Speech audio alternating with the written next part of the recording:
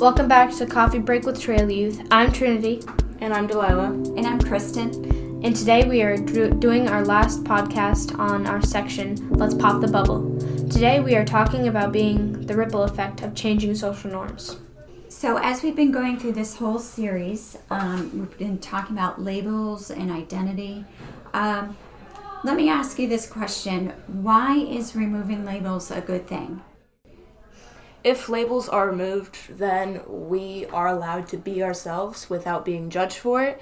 And labels sort of cause us to be viewed as one thing and only that one thing. And being different from that one thing is wrong, I guess. Mm-hmm. Or like not viewed as right.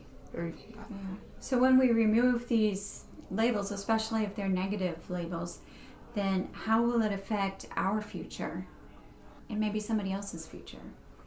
So if you constantly say, I'm depression, every single day, like if you got tested and you figure out that you have depression, then if you think every day that I am depressed, then you will be depressed. You will be depressed later on in life. You view yourself as depressed, and you view that as your identity, as I am depression, I am depressed, I am... That's what you view yourself as, so that's what you're going to see yourself as. And that is not necessarily what other people see as, or see you as. But if you do the opposite, and you say positive labels, like, I am unique, I am beautiful, I am important, then you become those things. If you are telling yourself negative labels every single day, you're going to become that.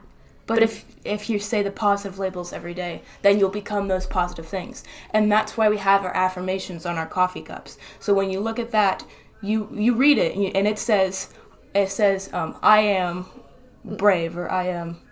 I think it says you are. You are, yeah. But it makes you repeat it in your head, and it makes you think that, which then will lead to you believing that, and that's what you see yourself as. Yeah. So we've also talked about judgment in this series. What do you think causes people to judge other people and give those labels? You know, I think we're kind of wired to judge people. Like, especially in high school, that seems like the way we're wired, and it seems like the way we're taught to view things. We're taught to view things as, like, if you wear Nike clothes or you wear sportsy stuff, you're a jock. Or if you have glasses and you wear, like, nice clothes, you're a nerd. Or stuff like that. You're viewed to judge people as that. And you're viewed to see them as that's what they are, and that's all they are. And who's teaching this? Like, in society, who's pushing this message? I really don't think it's anyone because, like Delilah was saying, it's an unspoken rule that we have, and we all just kind of do it, even if we're not thinking about it. Yeah. And you really have to think about it not to do it. Like, those thoughts come up in my head a lot, and I try to just ignore them because I don't want to see that people that way, but it is hard. You have to really put effort into it. So, and we don't mean to be mean. We don't mean to be rude. It's just it comes up in our head, and then we're like, I don't want to act like that. I don't want to be that person. But it's just, I guess it's just who we are. I know that isn't an excuse, but sometimes people do that, and it's hard to control it. It's part of being human. Yeah. Unfortunately, that's the bad part of it. Yeah. Another part of being human is that you always, for me at least, I second guess and I think people are judging me. Like, if I'm doing one thing, then that means people are always going to be judging me. We are constantly insecure of who we are, and what we do. So we've also discussed about being human. What is a common need that all humans have? Social interaction, I feel like, is a common need that all humans need.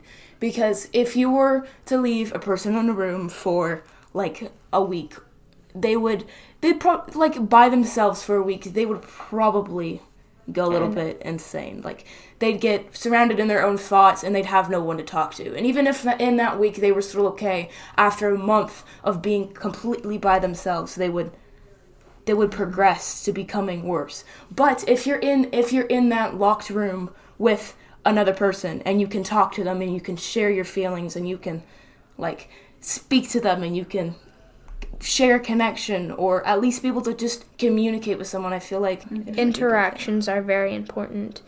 So I feel like, especially for, like, guys, when they're friends with each other, they don't tend to share their emotions. Because I kind of see it as, it kind of seems like they're not supposed to share their emotions with each other. Like, they're supposed to be, like this strong, muscular guy that doesn't have emotions and just, like, bro, come, and just hides everything away. Mm-hmm. So it ends up isolating. Yeah. So a lot of these social norms end up actually isolating people. Mm-hmm. One last question. What was the goal of this series that Derek, Lydia, Jackie, you, and Trinity, Delilah, all of you, what was your goal for this series of Let's Pop the Bubble? Our end goal is it's having people recognize themselves as a human and recognize everyone else as human, and not as a group. Not to put people in separate groups. And not as a clique.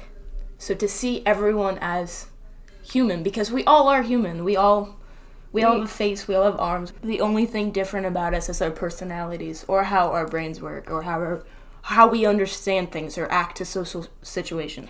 Well, thank you so much, and I'm super excited about the next series about the ties that bind the family. That's what's coming up next. They are working hard at researching and pulling people in to be interviewed, so it should be really interesting. So join us soon, and keep following us on Facebook. What's the address?